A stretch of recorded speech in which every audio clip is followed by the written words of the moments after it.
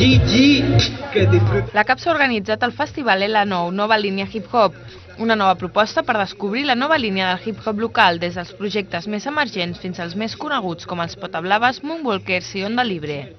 Bueno, la línia Nou Hip Hop Prat intenta una mica recuperar el que és les bandes emergents de la ciutat que estan començant a fer projectes musicals relacionats amb el hip-hop i que des de fa molt temps tampoc troben un espai a la ciutat on ensenyar-se.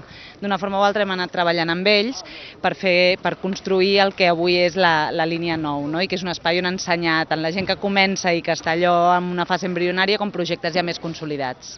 Des de les 8 de la tarda i fins a la 1 de la matinada, els pretencs han pogut gaudir de la música rap i hip-hop als jardins de la Ribera. Els grups participants han pogut col·laborar en l'organització del festival. I bueno, ens han trucat, hem dit que muntaven això i ens ha semblat bé.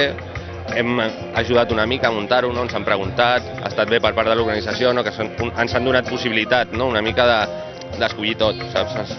Tant els grups més consolidats i coneguts a la ciutat com els que estan començant veuen en aquest festival una molt bona oportunitat per mostrar la seva música.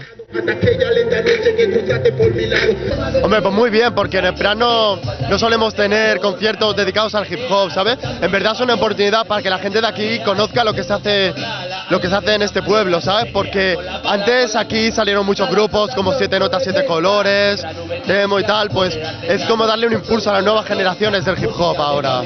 Estem encantats perquè això és una bona oportunitat perquè es promogui una mica els grups del Prat, no? Que estan una mica aquí sota terra, que no es veuen, no?